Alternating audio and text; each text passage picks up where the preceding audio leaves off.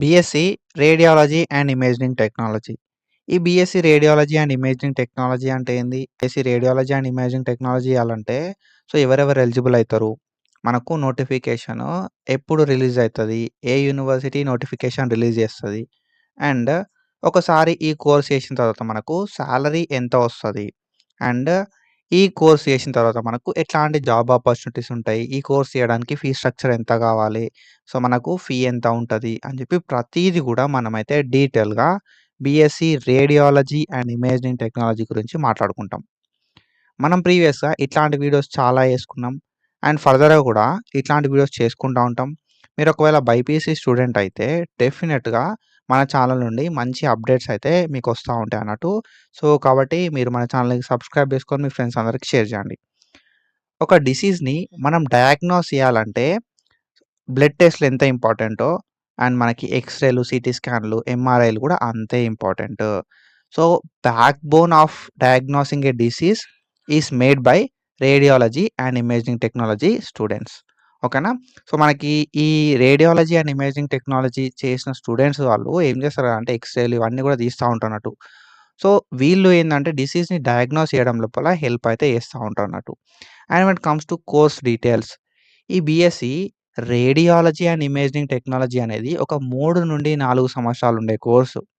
3-4 years duration ఉండే course మనకు మన తెలంగాణ లోపల 4 ఇయర్స్ ఆఫ్ డ్యూరేషన్ ఉంటది.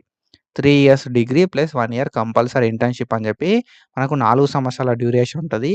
BSc radiology and imaging technology అనేది. అండ్ మనకు అదర్ దాన్ తెలంగాణ చూసుకుంటే వేరే స్టేట్స్ లోపల 3 ఇయర్స్ డిగ్రీ కూడా ఉంటదన్నట్టు. కానీ మనం బయట స్టేట్‌కెళ్ళి చదవాల్సి ఉంటది. ఓకేనా? ఈ 4 ఇయర్స్ డ్యూరేషన్ లోపల మనకు 3 ఇయర్స్ అనేది మంచిగా థియరటికల్ నాలెడ్జ్ అనేది ప్రొవైడ్ చేస్తారు. ఫోర్త్ ఇయర్ లోపల ప్రాక్టికల్ నాలెడ్జ్ అయితే ఇస్తారన్నట్టు. అండ్ కొన్ని కాలేజెస్‌లో సెకండ్ ఇయర్ నుండే ఇస్తాయి. అండ్ గవర్నమెంట్ మెడికల్ కాలేజ్‌లలో చదువుకుంటే మాత్రం మనకు ఫస్ట్ ఇయర్ నుండే మనకు క్లినికల్స్ అయితే ఉంటాయన్నట్టు. కాబట్టి థియరటికల్ అండ్ ప్రాక్టికల్ నాలెడ్జ్ అయితే ఈ 3-4 ఇయర్స్ డ్యూరేషన్ లోపల మనకు మస్తు ఇస్తారన్నట్టు. అండ్ ఎక్స్‌రేను ఎట్లా తీయాలే, సీటీ స్కాన్‌లు ఎట్లా తీయాలే, ఎంఆర్ఐలు ఎట్లా తీయాలే, అల్ట్రాసౌండ్ ఇమేజింగ్‌లో ఎట్లా పర్ఫార్మ్ చేయాల్సుంటది, ఎట్లాంటి ఎక్విప్‌మెంట్ మనం వాడతాం, ఏ పొజిషన్‌లో పెడతాం అని చెప్పి అన్నీ గూడా ఈ 4 సంవత్సరాలలో నేర్చుకుంటా ఉంటారన్నట్టు. అండ్ మనకి ఈ స్టూడెంట్స్ మెయిన్‌గా టెక్నిక్స్ నేర్చుకుంటా ఉంటారు. ఓకేనా? ఇమేజింగ్ త్రూ మనం డిసీజ్‌ని ఎట్లా డయాగ్నోస్ చేయాలే అని చెప్పి కొన్ని టెక్నిక్స్‌ని నేర్చుకుంటా ఉంటారు. ఇమేజింగ్ పర్ఫెక్ట్‌గా రావాలంటే ఏం చేయాలే అని చెప్పి డీటెయిల్‌గా మనకైతే ఈ రేడియాలజీ అండ్ ఇమేజింగ్ టెక్నాలజీ చేసిన స్టూడెంట్స్ నేర్చుకుంటా ఉంటారన్నట్టు. మనకి కొన్ని డిసడ్వాంటేజెస్ కూడా ఉంటాయి రేడియేషన్ లాంటివి. బట్ ప్రాపర్ ఎక్విప్‌మెంట్ అనేది మనకు ప్రొవైడ్ చేస్తారన్నట్టు. మనం ఈ లైక్ ఈ మనకు రేడియాలజీ లోపల రేడియేషన్ వస్తది. ఈ రేడియేషన్‌ని మనం ఎట్లా అవాయిడ్ చేయాలి అని చెప్పి కూడా మనకు టెక్నిక్స్ కూడా నేర్చుకుంటా ఉంటారన్నట్టు ఈ స్టూడెంట్స్. అండ్ ఈ కోర్స్ అనేది మనం చేయాలి అంటే 10+2 లోపల అంటే ఇంటర్ లోపల బాటనీ, జువాలజీ, ఫిజిక్స్, కెమిస్ట్రీ అనేది మెయిన్ సబ్జెక్ట్స్‌లా ఉంటది. మనకి పీసీబీ ఓకేనా?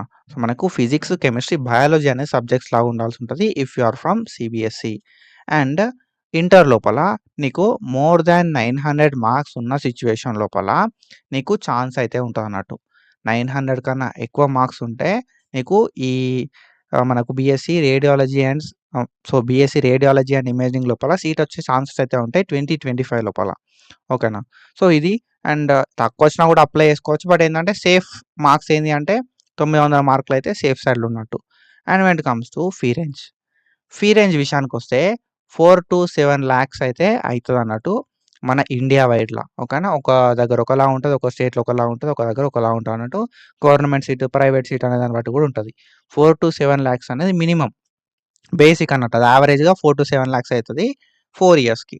అండ్ తెలంగాణ లోపల నీకు గవర్నమెంట్ సీట్ అనేది ప్రైవేట్ కాలేజ్ లోపల గవర్నమెంట్ సీట్స్ ఉంటాయన్నట్టు. నీకు ఒకవేళ ప్రైవేట్ కాలేజ్ లోపల గవర్నమెంట్ సీట్ వస్తే 40-70K ఉంటదన్నట్టు సంవత్సరానికి. సంవత్సరానికి 40,000-70,000 వరకు ఉంటది. ప్రైవేట్ కాలేజ్ లోపల గవర్నమెంట్ సీట్ వస్తే. అదే నీకు గవర్నమెంట్ సీట్ వస్తే 20,000-30,000 వరకు ఫీజ్ అయితే ఉంటదన్నట్టు. This is about the fee structure. And ఒకవేళ నువ్వు మేనేజ్మెంట్‌లో చేద్దాం అనుకుంటే మాత్రం 1,00,000, 1.2 లాక్స్, 1.5 లాక్స్ దాకా కూడా అయితది వేరే యూనివర్సిటీస్ లోపల. ఓకేనా. So this is about fee structure. And when it comes to salary, salary విషయానికి వస్తే మనకు around 3 to 8 lakhs per annum, సంవత్సరానికి 3 నుండి 8 లక్షలు అయితే వస్తుంది అన్నట్టు ఇండియా లోపల. అండ్ అబ్రాడ్ లోపల మనం చూసుకుంటే ఇండియా కంటే ఎక్కువ అయితే మనకు ఉంటుంది అన్నట్టు according to their currency value. మనకు 3 to 8 lakhs పర్ యానం అయితే వస్తుంది. అండ్ బేసిక్గా మన ఇండియాలో చూసుకుంటే, సో మన తెలంగాణ ఆంధ్రాలో చూసుకుంటే బేసిక్ సాలరీ అనేది 15 to 20K అయితే ఉంటుంది స్టార్టింగ్ లోపల. మనకు స్టార్టింగ్ 15 to 20K సాలరీ అయితే ఉంటుంది బేసిక్గా. And when it comes to guidance, మనం మన ఛానల్ లోపల అనాలిసిస్ గైడెన్స్ అని చెప్పి గైడెన్స్ ప్రోగ్రామ్ అయితే స్టార్ట్ చేసినాం. If you want to pursue BSc nursing, BPT, AHS, మనం అనాలిసిస్ గైడెన్స్ అని చెప్పి గైడెన్స్ ప్రోగ్రామ్ అయితే స్టార్ట్ చేసినాం. ఫేజ్ 1లో సీట్ రావాలంటే ఏం చేయాలి, అండ్ కాలేజెస్ ఎక్కడ ఉన్నాయి మనకి, ఏ కాలేజ్ లోపల ఎన్ని నెంబర్ ఆఫ్ సీట్స్ ఉన్నాయి, ఆన్లైన్ అప్లికేషన్ ఎట్లా చేసుకోవాలి, ఎట్లాంటి మిస్టేక్స్ మనం అవాయిడ్ చేయాలి, అండ్ 100% వర్కింగ్ ట్రిక్స్ అయితే నేను చెప్తా ఉంటా. అండ్ 10 daysకి ఒకసారి చాట్ సపోర్ట్ అంటే సో పాసిబుల్ అవుతలేదు, చాలా మెసేజెస్ వస్తున్నాయి కాబట్టి 10 daysకి ఒకసారి లైవ్ అయితే కండక్ట్ చేస్తున్నా. నోటిఫికేషన్ వచ్చేంత వరకు ఒకసారి నోటిఫికేషన్ వస్తే మనం అయితే సో 2 to 3 daysకి ఒకసారి లైవ్ అయితే కండక్ట్ చేసుకుంటూ ఉంటాం.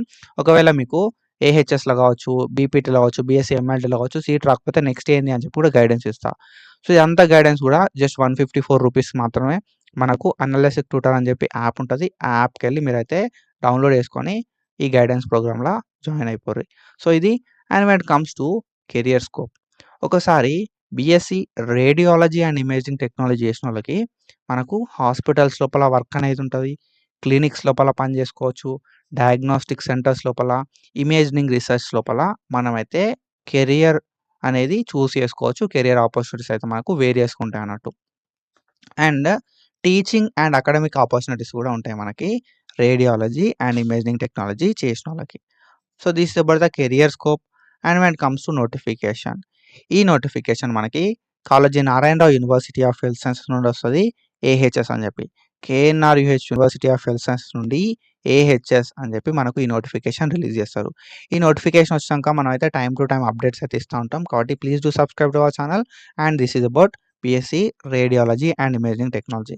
So that's it for today. I hope you got clarity. ఏమైనా డౌట్స్ ఉంటే కింద కామెంట్ సెక్షన్లో కామెంట్ చేయి. 1-to-1 గైడెన్స్ కోసం అనాలిసిస్ ట్యూటర్ యాప్ని డౌన్లోడ్ చేసుకో.